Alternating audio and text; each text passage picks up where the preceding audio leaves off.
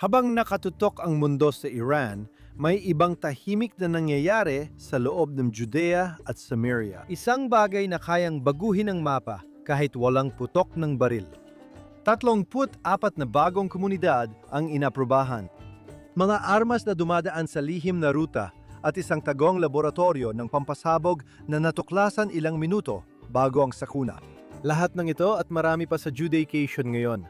Maligayang pagbabalik sa Judacation sa JNS TV. Ako si Josh Haston. May magagandang balita tayo ngayong linggo. Tahimik na inaprubahan ng Israel Security Cabinet ang pagtatayo ng 34 na bagong komunidad ng Israeli sa Judea at Samaria. Ito ang pinakamalaking bilang ng mga bagong komunidad na inaprubahan sa isang desisyon at nagdadala ng kabuuang bilang ng mga naaprubahan ng kasalukuyang gobyerno mula 2022 sa 103 komunidad. Una itong iniulat ngayong linggo ng I-24 News. Ang mga lugar ay nakakalat sa Judea at Samaria, ilan malapit sa Jenin sa Hilagang Samaria, at ang iba ay nasa mga estratehikong koridor sa Area C, bahagi ng Judea at Samaria na sa ganap na kontrol sibil at panseguridad ng Israel. Sabi ng ilang analista, tahimik itong ginawa para hindi malihis ang atensyon mula sa digmaan laban sa Iran at para hindi rin mailihis ang pansin ng mga Amerikano. Kaya ito ay mga paunang pag-apruba ng mga bagong komunidad o ayon sa ulat, retroaktibong pag-apruba ng mga kapitbahayang na itatag na. Siyempre, ang mga hater ay pupunahin ang anumang pagtatayo sa Judea at Samaria. Tungkol sa retroaktibong pag-apruba, noong dekada 50, ganito rin ang operasyon ng mga kibbutzim sa Israel. Nagkatatag sila ng mga aktual na kalagayan sa mga legal na lugar tapos kinukuha ang pinal na pag-apruba. Huwag nating ipagkunwari na ito ay bagong estratehiya o na gumagawa na naman ng masama ang mga settler. Ito ang paraan para maiwasan ang lahat ng burokrasya. Ang pinakaimportante ay mas maraming komunidad ng mga Hudyo sa Judea at Samaria ang nagpapalakas sa buong bansa. At higit sa lahat, ito ang makasaysayang puso ng Estado ng Israel at ng mga Hudyo. Hindi dapat magkaroon ng anumang kontrobersya pagdating sa mga Hudyo na nagtatayo sa Judea. Kasabay nito, naganap ang isang makasaysayan pangyayari ngayong linggo sa Binyamin nang pasinayaan ang bagong komunidad ng Maost Sur sa isang masayang seremonya na dinaluhan ng mga ministro at miyembro ng Knesset. Nasa estratehikong lugar ang komunidad sa itaas ng Ruta 4 na 143, isa sa mga pangunahing daan na nag-uugnay sa Jerusalem at gitnang Israel. Ipinunto ng Binyamin Regional Council ang mataas na seguridad at estratehikong halaga nito. Bahagi ito ng mas malawak na hakbang para patatagin ang mga komunidad bilang mahalagang bahagi ng pambansang seguridad, lalo na sa harap ng banta mula sa paligid. Sinabi ng Binyamin Regional Council na ito ay isang ganap na naitatag na bagong komunidad na may kumpletong infrastruktura, mga kalsada, tubig, kuryente at nakalipat na ang mga unang pamilya. Bahagi ito ng mas malawak na pagsisikap para palakasin ang lokal na presensya at magtatag ng estratehikong realidad sa mismong lugar. Napansin na sa unang 11 pamilya na lumipat, 8 ay mga pamilya ng IIDF reservist kung saan ang mga asawa ang unang lumipat at nagtatag ng mga tahanan habang ang kanilang mga asawa ay nagsisilbi sa unahan. Talagang kahanga-hanga yon. Napag-usapan lang natin noon ang pag-apruba ng mga bagong komunidad at nareto na ang dulo ng prosesong yon, ang aktual na pagtatatag ng isang bagong komunidad sa reyon ng Binyamin. Sa seremonyang iyon, sinabi ni Bezalel Smotrich, ang kalihim ng pananalapi na kapag narito ka, maintindihan mo kung bakit ito ay nanangahulugan ng seguridad para sa mga lungsod ng Modiin, Rosh Ayin at Kfar Saba. Sinabi niya na malakas ang sandatahang lakas ng Israel na may malalaking tagumpay. May mapagpasyang yugto sa politika sa Judea at Samaria na sumisira sa ideya ng paghahati ng lupa at pagtatatag ng estadong terorista sa puso ng bansa. Ano naman ang ginagawa ng bagong komunidad? Nagbibigay ito ng seguridad sa mahalagang daanan ng trapiko. Nagdadala ito ng dagdag na seguridad sa mga lungsod sa gitna ng bansa tulad ng Modiin at Roshain. Nagbibigay ito ng tirahan sa mga pamilyang Hudyo sa Israel at tumutulong maiwasan ang pagtatatag ng estadong terorista ng PA sa ating pinakapusod na lupain. Hindi tayo dapat mahiya na aminin na ang mga komunidad na ito ang pumipigil sa pagtatatag ng isang estadong terorista sa gitna ng bansa. Tulad ng nabanggit ko, ang mga tutol sa paninirahan ng mga Hudyo sa Judea ay hindi sumusuporta sa ganitong mga komunidad. Nakakalungkot makita na hindi nila naiintindihan. Sinabi ng IDF ngayong linggo na nagpadala sila ng sundalo sa Al-Ram, hilagang silangan ng Jerusalem, matapos makatanggap ng ulat ng mga pinaghihinalaan na nagpaputok ng baril. Bilang bahagi ng operasyon sa lugar, inaresto ng mga sundalo ang mga Arabong pinaghihinalaan at nagsagawa ng paghahanap kung saan natagpuan at kinumpiska nila ang isang M4 na uri ng baril mga bala at iba pang bahagi ng armas. Bahagi ang aktibidad na ito ng patuloy na pagsisikap ng IDF na matukoy at kumpiskahin ang mga armas sa Judea at Samaria. Tandaan, madalas na ipinupuslit ng Iran ang mga armas sa Jordan papuntang Judea at Samaria, na kalaunan ay napupunta sa ibang bahagi ng Israel. Marahil bilang resulta ng bagong realidad sa loob ng Iran na labis na humina, ang ganitong uri ng aktibidad ay babagal ng malaki. Kasabay nito, inanunsyo ng IDF ngayong linggo na binuwag nila ang isang laboratorio ng pampasabog sa lungsod ng Tulkarem na kontrolado ng PA. Sa pagsalakay, nadiskubre ng mga sundalo ang mga IED gaya ng 200 bombang tubo, mga fire extinguisher na balak gamitin bilang pampasabog na ikakabit sa mga sasakyan, malalaking gas cylinder na posibleng gamitin bilang pampasabog na ilalagay sa ilalim ng mga sasakyan, at 50 kilo ng iba pang materyales na pampasabog. Sabi ng IDF, ang laboratorio ay gumagawa ng materyales na ito para targetin ang kanilang mga sundalo at, wag sana, magsagawa ng mga pag-atake laban sa mga sibilyang Israeli. Salamat sa Diyos at natuklasan ang laboratoryong ito. At syempre, salamat sa Diyos para sa IDF. Ang ikinababahala ko ay ilan pa kayang ganitong laboratorio ang nasa loob ng Palestinian Authority na sinasabing katuwang natin sa kapayapaan. Yan ang tunay na tanong. Sa Judea at Samaria, madalas hindi na kailangan ng baril dahil bato ang pangunahing sandata ng mga teroristang nasa ilalim ng PA. Idinokumento ng Hatzalah Judea at Samaria, isang organisasyon ng mga taga-tugon sa emerhensya, ang tangkang pagpatay sa Hilagang Jordan Valley ngayong linggo. Inatake ng Arabong mandurumog ang mga magsasaka sa lugar. Sa insidente, isang residenteng Hudyo ang malubhang na sugatan matapos batuhin sa ulo. Pagkatapos, muling binuhat ng mga terorista ang bato para ipukpok ito sa sugatang tao na nakahiga sa lupa. Salamat sa Diyos.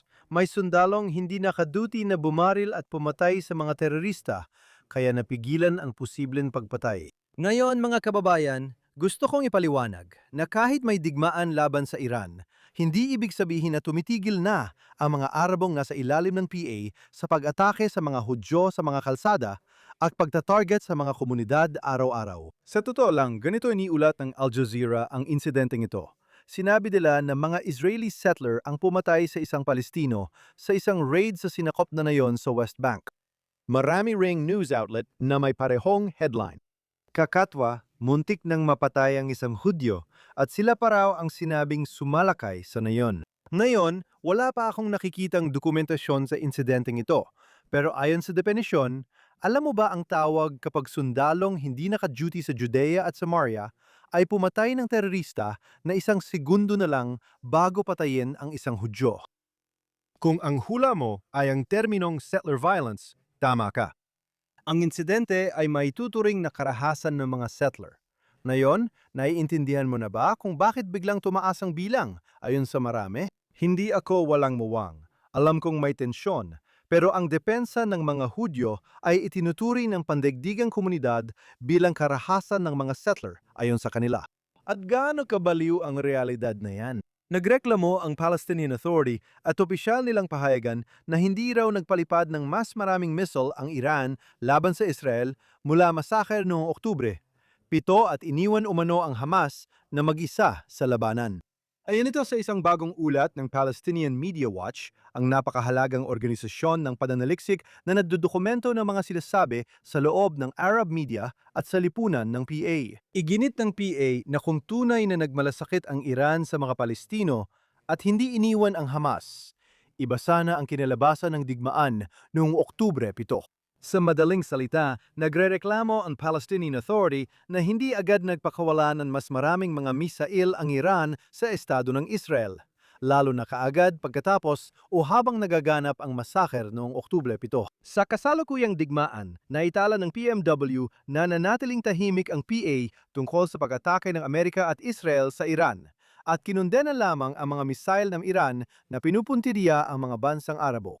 Hayagang nagluksa ang mga teroristang organisasyon ng Palestina sa pagkamatay ni Ayatollah Khomeini, ngunit walang pahayag ang PA.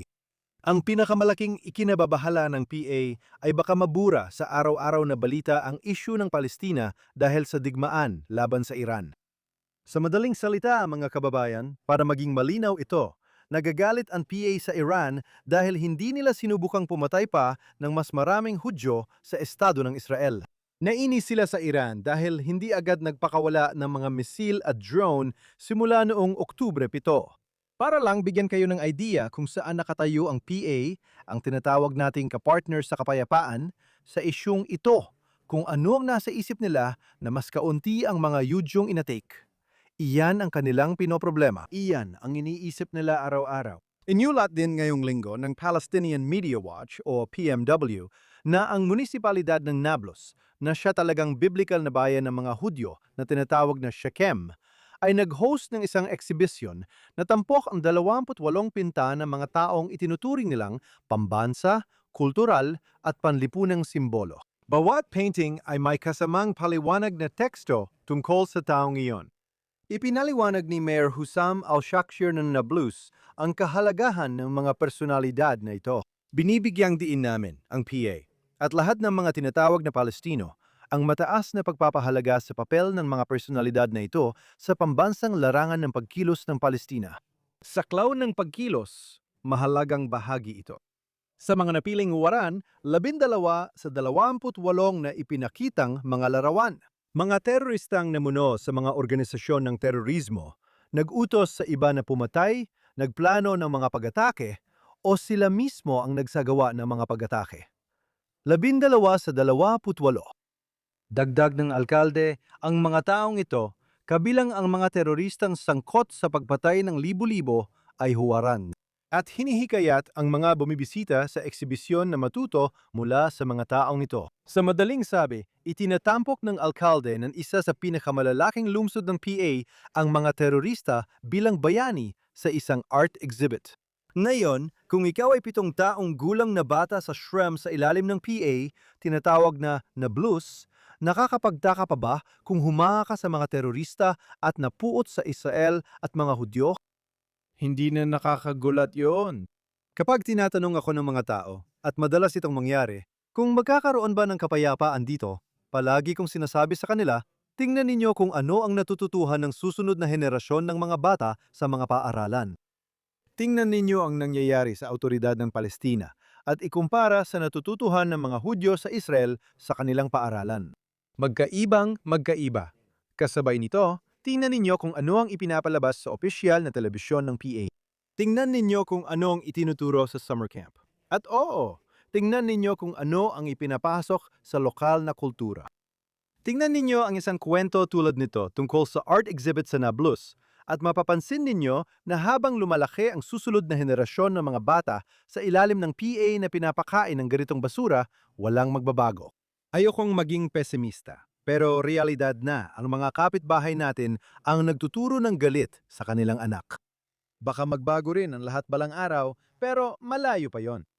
Kahit ano paman, tandaan natin palagi ang isang bagay. At ito ang pinaka-importante. Ang mga Hudyo ay mula sa Judea. At wala kang magagawa o masasabi na makakabawas sa katotohanan na ito ang ninuno, sinauna at biblical na lupain at puso ng Estado ng Israel at ng mga Hudyo. Panibagong Judacation episode sa JNS TV. Ako si Josh Haston. Huwag kalimutang mag-super thanks at mag-subscribe. Tingnan ang kamanghamanghang nilalaman mula sa JNS TV. Bisitahin ang jns.org para sa mga bagong balita tungkol sa gitnang silangan, Israel at mundo ng mga Hudyo. Nagpapasalamat ako sa lahat ng nasa likod ng mga eksena sa JNS TV. Aaron Wolgerlanter sa board, ang producer naming si Barbara Kanimov, station manager Yuri Svretsky, Ryan Lishitz at Zach Sickerman. Huwag kalimutang mag-like, super thanks, at mag-subscribe. Sana puro magandang balita lang sa susunod na linggo. Patuloy tayong manalangin para sa kapakanan ng mga matatapang na kalalakihan at kababaihan ng IDF na nagpoprotekta sa atin araw at gabi. Magandang linggo. Makita tayo muli sa susunod na linggo sa Judaikication sa JNS TV.